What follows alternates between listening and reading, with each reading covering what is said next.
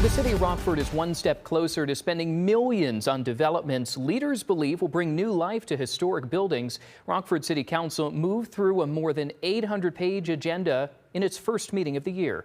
WIFR's Nathaniel Langley learns what projects hope to leave the page and start construction. Daniel's new year, same Rockford City Council layovers. Despite the delay on final votes for major redevelopments, some council members say the city is ready to help with public financing. A city can't let its downtown decay.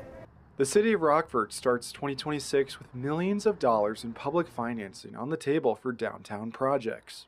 I think the city needs to do what it can in order to enhance that and grease the wheels for them.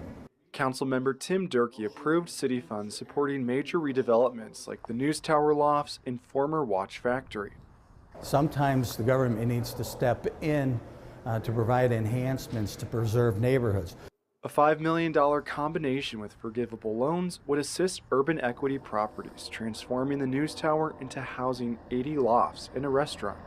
We need continuous investment and support from our municipality to support those private projects. City staff also recommend approval for a nearly $3 million forgivable loan for the $11.5 million redevelopment of the former Watch Factory. We can continue to see our history and a rich history lived out for many generations. Rockford's Planning and Development Committee unanimously passed both projects. I'm happy. We made it through committee. But a layover from council members Gina Meeks and Gabrielle Torina delayed a final vote on council. We have pretty large support on this project. We're looking forward to getting this thing fully approved by City Council here in a couple of weeks. Those couple of weeks Justin Fern just mentioned will be about 2 weeks. Items like the News Tower and Watch Factory should return for votes at the next council meeting set for January 20th.